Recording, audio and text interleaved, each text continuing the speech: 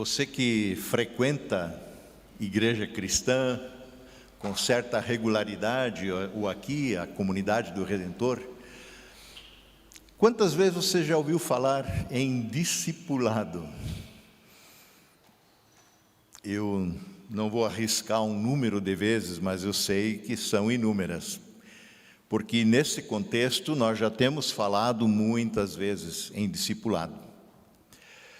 Há uns 40 anos, aliás, em fevereiro agora deste ano, então fazem 40 anos, em fevereiro de 1981,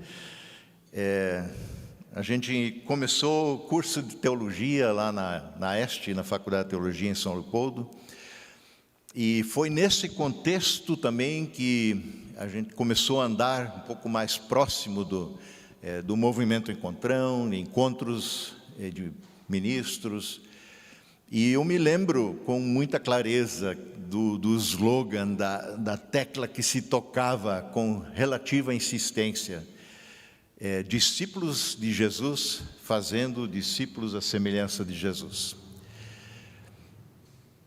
Um dos primeiros livros de teologia que eu li na faculdade, que nos foi proposto, foi de Dietrich Bonhoeffer, intitulado Discipulado.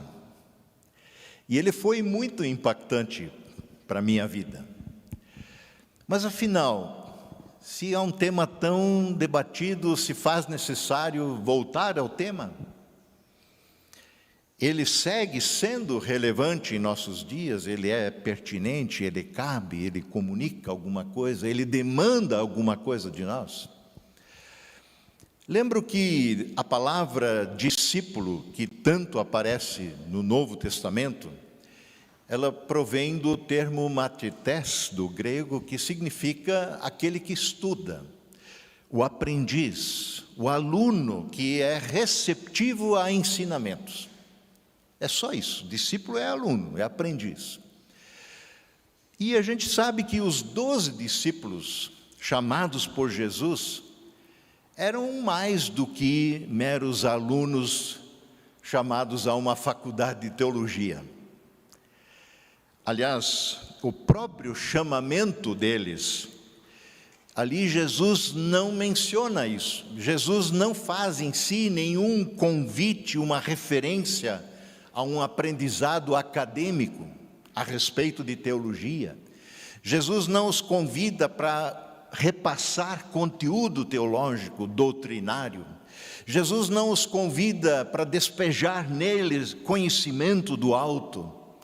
Jesus não os convida, muito menos, para desenvolver neles uma profissão, talvez pastores. Jesus os chama simplesmente ao seguimento. Sigam-me. O evangelista Mateus, ele narra de forma muito breve, mas de uma forma brilhante, este chamamento que Jesus faz aos 12 discípulos. Depois do seu batismo, capítulo 4, por exemplo, Jesus é batizado por João Batista, o Espírito Santo impele Jesus ao deserto, onde ele passa 40 dias em jejum, oração, onde ele é tentado pelo próprio Satanás, de onde ele sai para começar o seu ministério, absolutamente convicto do que ele veio fazer, de quem ele era. E aí Jesus passa a viver na região de Cafarnaum, nos diz Mateus, e começa a também pregar naquela região. E a pregação de Jesus se resume no verso 17 do capítulo 4, e é muito simples: arrependam-se, pois o reino de Deus está perto. Arrependam-se, pois o reino de Deus está perto. O reino de Deus está presente na pessoa de Jesus, porque onde está o rei, ali está o reino.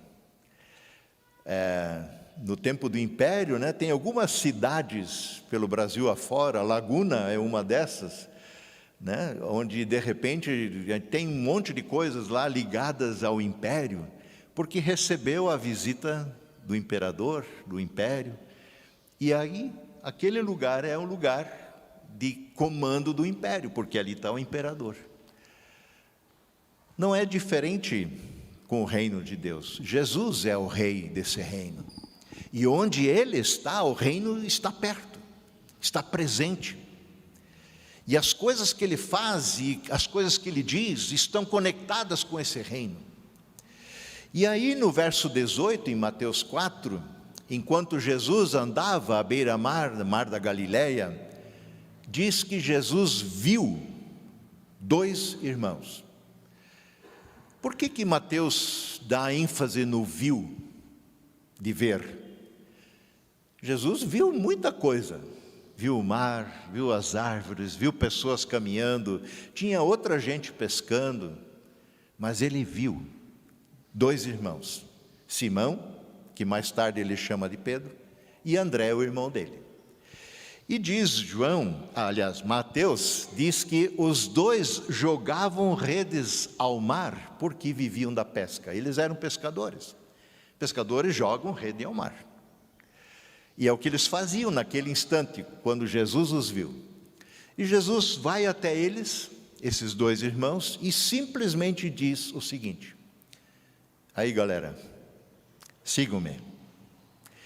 Eu farei de vocês pescadores de homens, de gente. Sigam-me. Eu farei de vocês pescadores de gente. Jesus não entregou um panfleto para eles. Disse: olha, aí vocês, eu sou o mestre e eu estou recrutando alunos. Eu acho que eu vou montar uma escola cristã, um seminário. Vocês não gostariam de se inscrever? É barato, é quase de graça. O currículo não é pesado. Sim, vai ter uma provinha ou outra, mas é assim, se você assistir algumas aulas, eu vou fazer um curso para vocês poderem ser bons pregadores.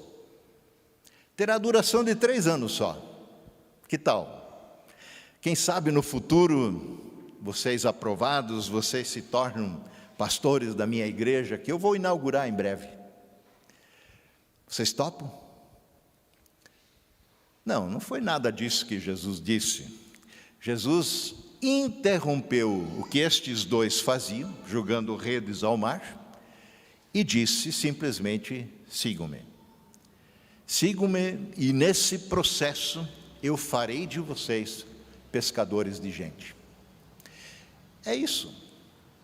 De pesca eles entendiam, manjavam esse negócio de jogar rede, de botar isca em anzol, de manejar barco.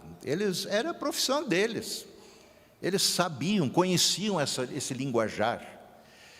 E Jesus tem essa habilidade de adentrar a nossa realidade com a linguagem adequada, linguagem que nos toca, que conhecemos, que mexe com a nossa realidade. E aí, siga-me. Farei de você pescador de gente. Mas como a gente ensina alguém a pescar? Levando para pescar, não é? Eu me lembro de ter assistido uma vez um documentário, acho que foi na Discovery, se não me engano, já faz bastante tempo. Eu achei muito interessante a forma como os índios, por exemplo, passavam seus ensinamentos para os filhos. Aí, Piá, levanta hoje e eu vou te ensinar como fazer arco e flecha. Ele não sentava o Piá numa sala de aula, passava uns slides, e é assim, é assado, tem que fazer assim com a madeira, tem que arcar, tem que fazer uma flecha, tem que arrumar uma pedra. Não, leva o Piá para o mato. Diz: ó, essa árvore aqui não presta, ela quebra fácil. Essa aqui é boa. Está vendo? As folhas são assim, você corta, ela vai se arcar bem. Ela vai ter um bom impulso. Assim você tem que enrolar uma corda, fazer uma cordinha dessa fibra aqui, que você consegue fazer uma corda. Agora a flecha, esse tipo de galho aqui é o ideal, porque ela é reta, ela é leve, ela não desvia. É assim. Como é que a gente ensina alguém a pescar gente? Siga-me, e eu farei de você um pescador de gente. Sigam-me, e eu vou mostrar a vocês como se pesca gente para o reino de Deus. Vocês topam? No verso 20, no mesmo instante, diz o texto de Mateus, deixaram suas redes e o seguiram. No mesmo instante. Eles não vieram com uma conversa mole do tipo, olha, cara, não sei, sabe? A pesca aqui está dando bem, a gente está se virando, estou conseguindo sustentar minha família, pagar as contas. Esse negócio de pescar gente, eu não sei não. Numa dessa eu estou embarcando numa canoa furada. Mas que gente irresponsável. Mateus diz que no mesmo instante, sem ponderar, sem, de certo, raciocinar um pouco mais logicamente, sem ver se as coisas vão dar certo mesmo, sem nenhum planejamento, eles deixam suas redes e seguem a Jesus. E Mateus segue no verso 21, dizendo que um pouco adiante, de novo Jesus viu outros 2 irmãos. Dessa feita, Tiago e João, filhos de Zebedeu, que estavam no barco deles, consertando suas redes. E Jesus chamou esses 2 também. Não o Zebedeu, mas os 2 filhos. E eles, diz o texto, verso 22, também o seguiram imediatamente, no mesmo instante, deixando para trás o barco e o pai. O barco, rede, família, instrumentos de trabalho, de sustento, de sobrevida, parece que de uma forma imediata entram num segundo plano na vida daqueles que são impactados pelo chamamento de Jesus.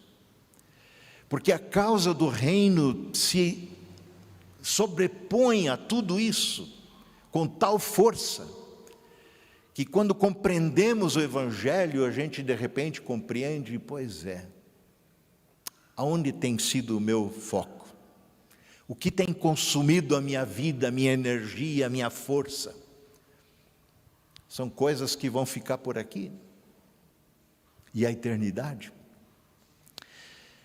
Mas quem é esse que chama com tal convicção, com tamanho poder de persuasão, que as pessoas largam tudo e o seguem? Afinal, ele é digno de ser seguido. Vale a pena seguir este Jesus?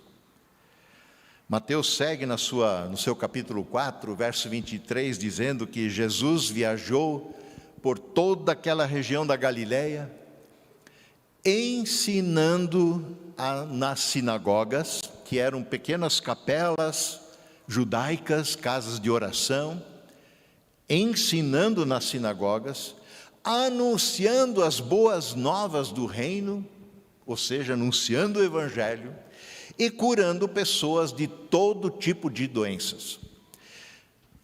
As notícias a respeito de Jesus, segue Mateus, se espalharam até a Síria, lá no norte, e logo o povo começou a lhe trazer todos que estavam enfermos.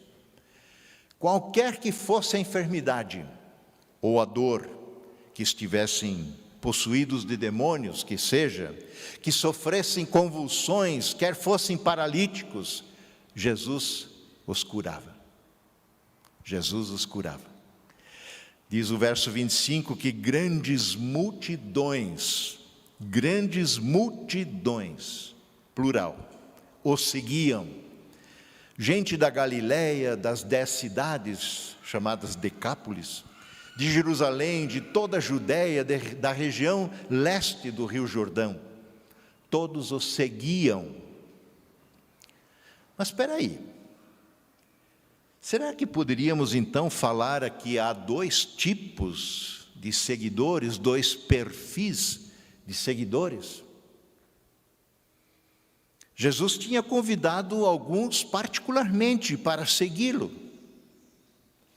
cujos nomes sabemos: Simão, André, Tiago, João, falamos aqui. E agora nós vemos de repente, na sequência da narrativa de Mateus, que multidões de seguidores corriam atrás de Jesus. Será que existe, de fato, 2 níveis, 2 formas distintas de seguir a Jesus? Aqueles mais especiais, os discípulos, apóstolos. De fato, Jesus os chamou para os enviar. O restante do povo, será que dá para falar assim?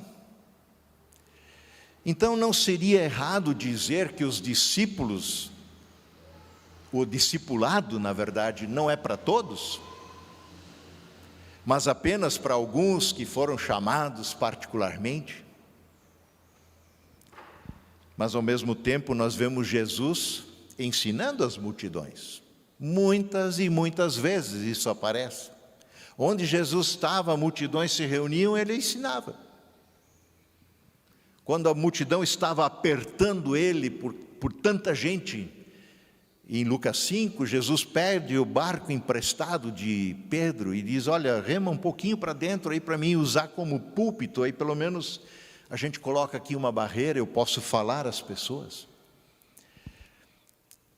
Dando uma espiadinha no dicionário, seguidor propõe os seguintes significados e sinônimos: adepto, admirador, aliado, companheiro, correligionário, defensor, partidário, simpatizante. Então, será que Jesus se dá por satisfeito com meros seguidores, meros simpatizantes? Ou ele deseja que sejamos todos seus discípulos, seguidores que se comprometem com uma causa, que seguem nos passos de Jesus por sua vida fora? O evangelista Marcos nos narra também no contexto do chamamento dos discípulos, no capítulo 2, verso 13 e seguintes, uma outra história bastante interessante. Diz que depois que Jesus tinha curado o paralítico, que foi colocado na sua presença, passando ele pelo um buraco no telhado, porque a casa estava cheia de gente, e Jesus ensinando as pessoas, Jesus saiu outra vez para a beira-mar, em Cafarnaum, e ensinou as multidões que vinham até ele.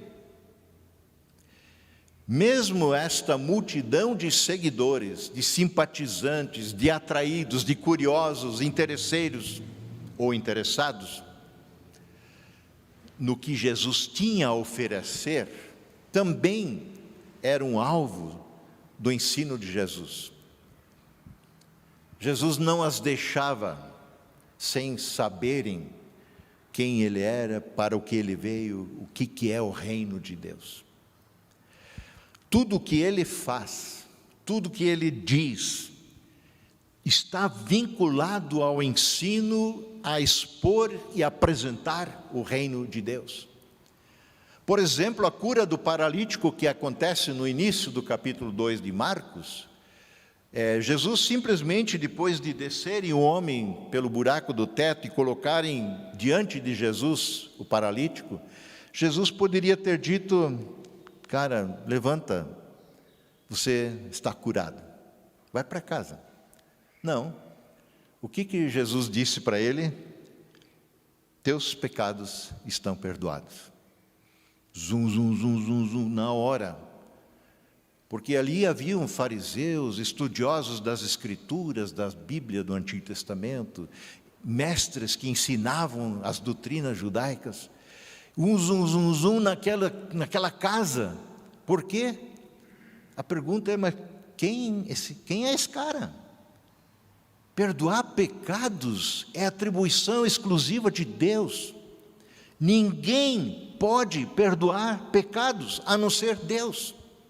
Claro, porque Deus é ofendido pelo nosso pecado. Só a pessoa ofendida é que pode perdoar, conceder perdão. E como é que Jesus diz para um cara desse: teus pecados estão perdoados? Bom, como Jesus não é cego nem surdo e conhece até os pensamentos, ele disse: bom, para vocês saberem que o Filho do Homem tem também poder e autoridade para perdoar pecados, eu digo a ti, levanta e anda. O que é mais fácil? Perdoar pecados ou curar um paralítico que era paralítico a vida toda? As duas coisas são humanamente impossíveis, mas possíveis para Deus.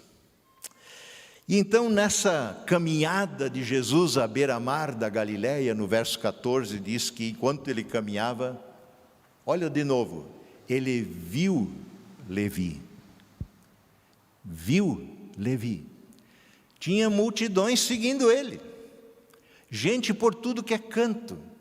Mas no meio daquele mundaréu de gente, Jesus vê Levi, filho de Alfeu, sentado na coletoria, lugar onde ele cobrava impostos. Ele era cobrador de impostos.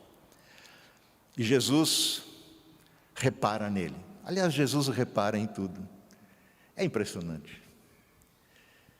Jesus não passa à beira do caminho lá de Jericó sem perceber que há um miserável, um coitado ali, cego, à beira da estrada, cujo tumulto da multidão encobria, e ele grita de longe: filho de Davi, tem misericórdia. Jesus para: traga um cara aqui. Jesus segue a caminhada por dentro de Jericó, aquela multidão pressionando ele para tudo que é lugar. Jesus repara, tem um baixinho trepado ali na árvore. O maioral, o chefe dos cobradores de impostos, Zaqueu. Zaqueu, desce daí. É importante que eu fique hoje na tua casa. Jesus repara. Jesus sabe de você.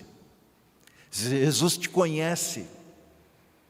Onde você trabalha, quando você nasceu, que família você nasceu, como é a tua personalidade, quem te criou, o que aconteceu na trajetória da tua vida, se você tem emprego ou não tem emprego, se você está doente ou não está. Jesus sabe. Ele não é indiferente para com ninguém de nós. E Ele sabe da vida de todos nós hoje. Um cobrador de impostos chamado Levi. Cobrador de imposto era um negócio assim, um monstro. Para os judeus é a pior raça que tem. Publicano, como eles são chamados, e pecadores, isso é sinônimo. Porque para o judeu, um cobrador de impostos, judeu que cobra impostos dos judeus para o Império Romano, é a pior raça que pode existir. Mas lá está um cara sentado na coletoria, na sua rotina diária de cobrar impostos. E Jesus o vê. Vai lá. Levi, siga-me, disse Jesus. Ele se levantou e o seguiu. Interessante essa mesma história no Evangelho de Lucas. Lucas diz assim: Levi levantou-se, deixou tudo e o seguiu. Eu nem sei se ele fechou a gaveta, se ele retirou o dinheiro que tinha. Deixou tudo na hora. Mas que gente irresponsável. Mais tarde, no verso 15 de Marcos 2, na casa de Levi, Jesus e seus discípulos estavam à mesa. Ele ofereceu ali um jantar, acompanhados de um grande número de cobradores de impostos e outros pecadores, porque os cobradores de impostos eram pecadores, na cabeça dos justos judeus. pois eram muitos os que seguiam a Jesus. Porque eram muitos os que o seguiam. Seguidores, discípulos, discípulos, seguidores. Bom, Jesus andava de forma física, tangível, real nessa terra. As pessoas podiam vê-lo, ouvi-lo, tocá-lo, falar com ele. Aliás, como o próprio evangelista João descreve de uma forma magistral. Wallace, se tu quiser pôr aí 1 João 1:4. Olha como João descreve esse negócio. Eu vou ler numa outra versão, mas você pode acompanhar. João diz assim, na sua carta: proclamamos a vocês, anunciamos a vocês, aquele, referindo-se a Jesus, que existia desde o princípio. Antes das coisas serem criadas, Jesus era, porque Ele é Deus. Nós proclamamos, anunciamos aquele que ouvimos e vimos com nossos próprios olhos. Nós anunciamos aquele que tocamos com as nossas próprias mãos. Ele é a palavra da vida. Aquele que é a vida nos foi revelado e nós ouvimos. A vida está em Cristo. Ele é o caminho, a verdade e a vida. Ele é o autor e consumador da vida. Não existe vida sem aquele que sustenta tudo pelo poder da sua palavra. E João segue no verso 2: agora testemunhamos e lhes proclamamos que Ele é a vida eterna. Ele estava com o Pai e nos foi revelado. Anunciamos a vocês aquilo que nós mesmos vimos e ouvimos, para que vocês tenham comunhão conosco. E a nossa comunhão é com o Pai e com o seu Filho, Jesus Cristo. Escrevemos essas coisas para que vocês participem plenamente de nossa alegria. Conhecer Jesus foi um rompante de alegria incessante na vida daqueles que andaram com Ele. E não é diferente hoje. Já no Antigo Testamento diz que a alegria do Senhor é a nossa força. Paulo insiste na carta aos Filipenses de maneira especial: alegrem-se sempre no Senhor. Paulo fala que no reino, uma das marcas do reino é a alegria. João e os demais apóstolos proclamam, testemunham, anunciam, não uma lenda, não uma fábula, não uma historinha para boi dormir. Falam, testemunham do que viram, do que ouviram, do que contemplaram, participaram, tocaram. Jesus já não está mais fisicamente presente entre nós, mas realmente presente entre nós. Mas Ele seguia e segue presente, vivo e ativo, pelo poder do seu Santo Espírito, depois da sua ascensão. E Ele que enviou e envia o seu Espírito Santo aos nossos corações, aos corações daqueles que creem. Então, como chega até nós hoje o seu chamado ao discipulado, ao seguimento? Jesus não foi pessoalmente no teu local de trabalho, como Ele fez com Levi e disse: fulano, siga-me. Mas quem sabe ele te tocou lá com alguma palavra. Jesus não foi pessoalmente na tua casa, na tua escola, na tua faculdade, na tua rua e fez um convite nesse sentido audível fisicamente: venha e siga-me. Mas há muitas circunstâncias na nossa vida através do qual o Senhor pode falar, em bom, claro e alto tom: siga-me.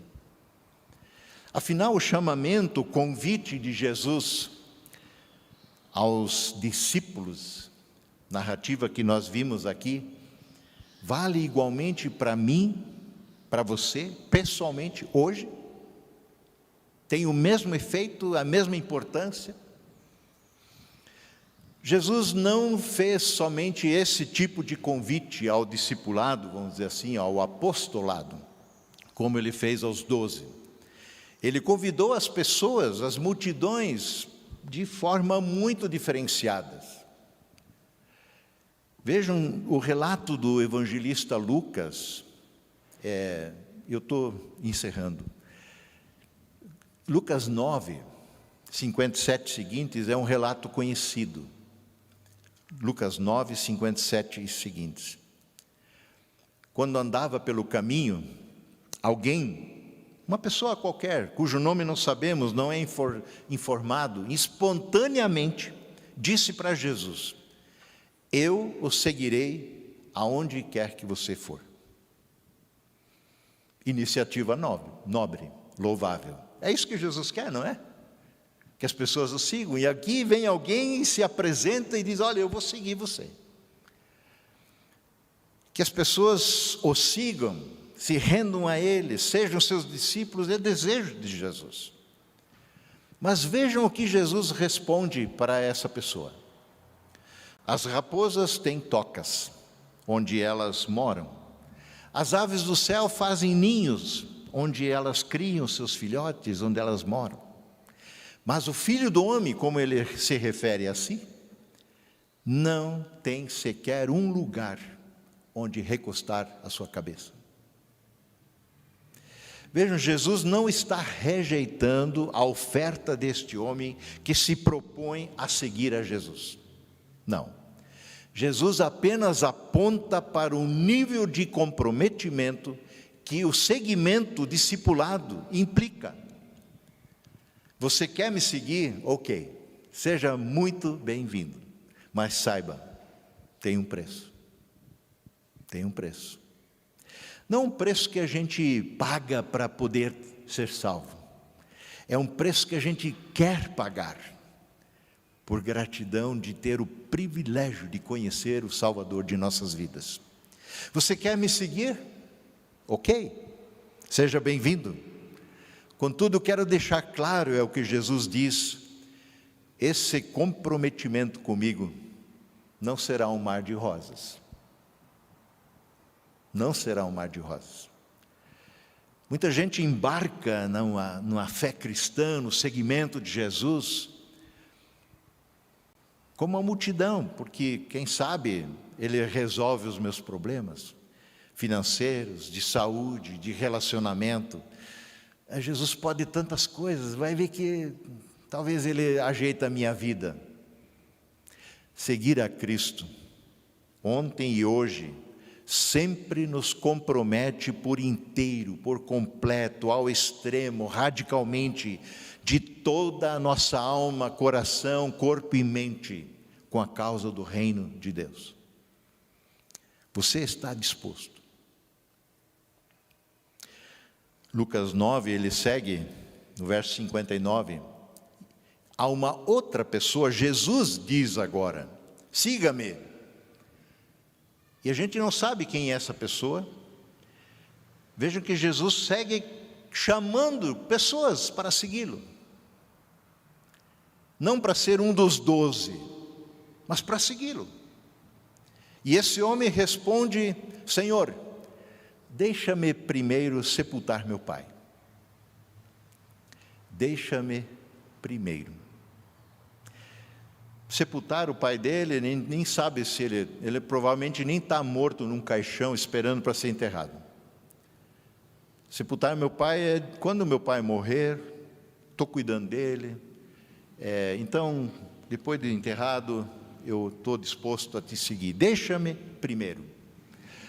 primeiro concluir minha faculdade, o meu curso que eu estou fazendo, a minha pós. Deixa-me primeiro encerrar a minha carreira, aí eu me aposento, vou ter todo o tempo para você. Deixa-me primeiro construir minha casa, comprar meu apartamento, educar meus filhos, tem tanta coisa para fazer. Deixa-me primeiro gozar a vida. Agora eu juntei uma graninha, eu quero viajar, eu quero conhecer o mundo. Deixa-me primeiro sepultar meu pai.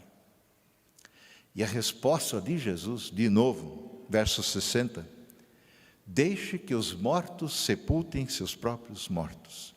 Você, porém, deve ir e anunciar o reino de Deus. As coisas relativas ao reino de Deus têm um nível de urgência e demandam um nível de comprometimento que todo o resto da nossa vida vai para o segundo plano. É isso que Jesus está dizendo. Conhecido o verso, a gente tem citado, vira e mexe, cantamos ele recentemente. Busquem, pois, em primeiro lugar o reino de Deus e a sua justiça, a sua vontade, e o resto é resto. Fonte de nossa preocupação maior passa para um segundo plano, porque o reino se antecipa a tudo isso. Porque o reino é a razão de nossa existência. Nós fomos feitos para o reino eterno. E Lucas segue mais um pouquinho na sua narrativa, verso 61. Um outro ainda disse para Jesus, ele tomou a iniciativa: Senhor, eu o seguirei, mas eu tenho algumas condições. Eu seguirei, mas deixe que antes eu me despeça da minha família. Convenhamos, será que Jesus vai ser tão turrão, tão exigente, vai impedir este homem de fazer um gesto tão nobre, se despedir da sua família? Que Jesus é esse? Mas ouçam a resposta de Jesus a esse voluntário seguidor, esse simpatizante, esse admirador que se quer fazer discípulo de Jesus. Verso 62. Mas Jesus disse para ele: quem põe a mão no arado e olha para trás, não é apto do reino de Deus. Quem mete a mão nessa causa, quem quer me seguir, não pode ficar olhando para trás. Nossa, mas como era bom lá no Egito. Nossa, minha vida antes de chegar na igreja era tão simples, tão fácil. Agora tem tanta coisa, tantas pessoas pelas quais eu sou responsável, as quais eu amo, as quais eu sirvo com dons, talentos. Agora eu quero me posicionar nesse mundo frente às demandas da vida. Quem coloca a mão no arado não pode olhar para trás, diz um hino. Caramba! Jesus confronta as desculpas esfarrapadas de todos aqueles que querem fugir de um compromisso, que buscam a superficialidade na caminhada com Jesus. Seguir a Jesus não é Maria vai com as outras. Seguir a Jesus não é uma questão de simpatizar com uma causa. Nós não temos como julgar e nem devemos julgar o coração das pessoas. Jesus sabe. Mas Jesus faz esse julgamento, porque Ele conhece o coração, a intenção e tudo que passa em nosso coração. Quando Jesus conta aquela parábola do joio e do trigo, do trigo se referindo àqueles que andam em compromisso com o Senhor, e o joio que está ali no meio, na igreja, que é similar, é parecidíssimo, parece a mesma coisa. E os discípulos fizeram a proposta: então vamos arrancar todo esse joio aí do meio. Jesus disse: não, ele fica aí. Essa atribuição não é de vocês. Não são vocês que dizem quem fica, quem sai. Essa atribuição é do Senhor, porque Ele conhece a nossa alma, o nosso coração. Deixa crescer junto. Muitas vezes dá confusão, porque a gente acha que um é outro, o outro é um, e não é. Mas não julgue. Não julgue. É atribuição do Senhor. E Ele espera de você, que você responda ao seu convite com toda a sinceridade. Ele espera que você, como fizeram tantos outros ao longo da história, responda ao seu convite com urgência, com uma rendição total. Senhor, eis-me aqui, envia-me a mim, disse Isaías. Sabem, se você ouviu a sua voz hoje, como diz vários textos bíblicos, Hebreus repete 4 vezes isso, Salmos. Se você ouviu a sua voz hoje, não a minha, e você sabe a diferença.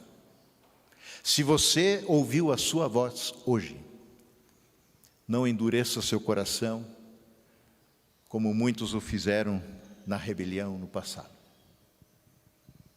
Renda-se ao Senhor. É a coisa mais preciosa que eu posso entregar a você.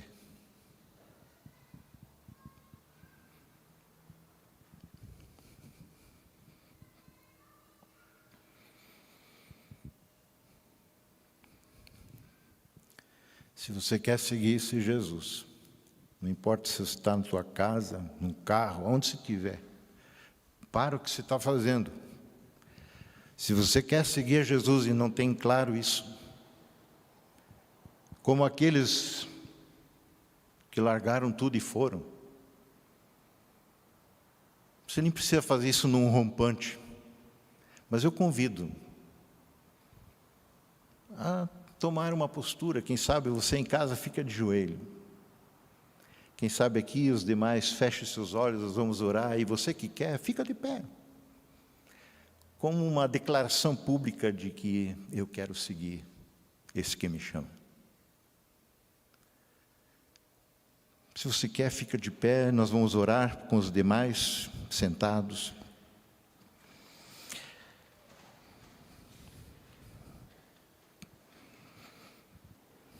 Senhor, aqui estão algumas pessoas de pé.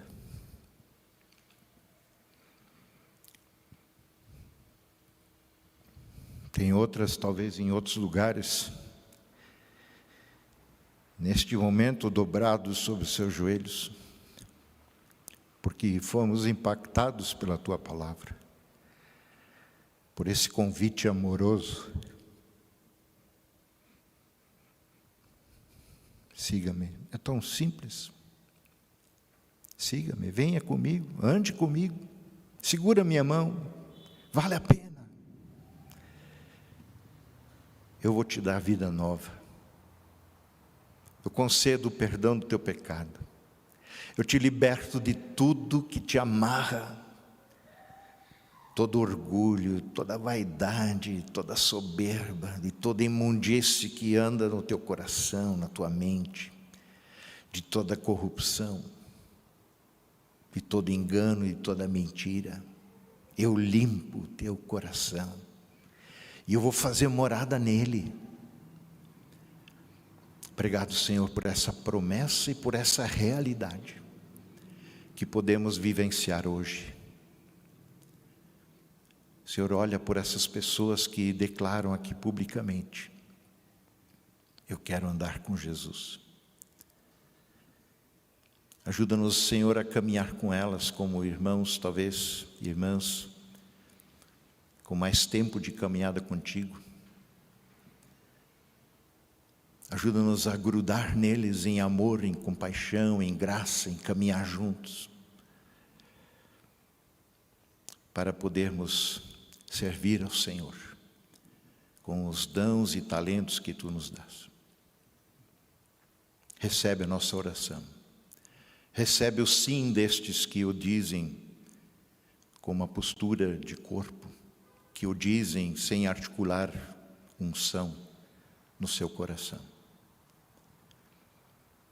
Te agradecemos por tão precioso Evangelho, que segue sendo o poder de Deus para a salvação de todo aquele que crê. Em nome de Jesus. Amém.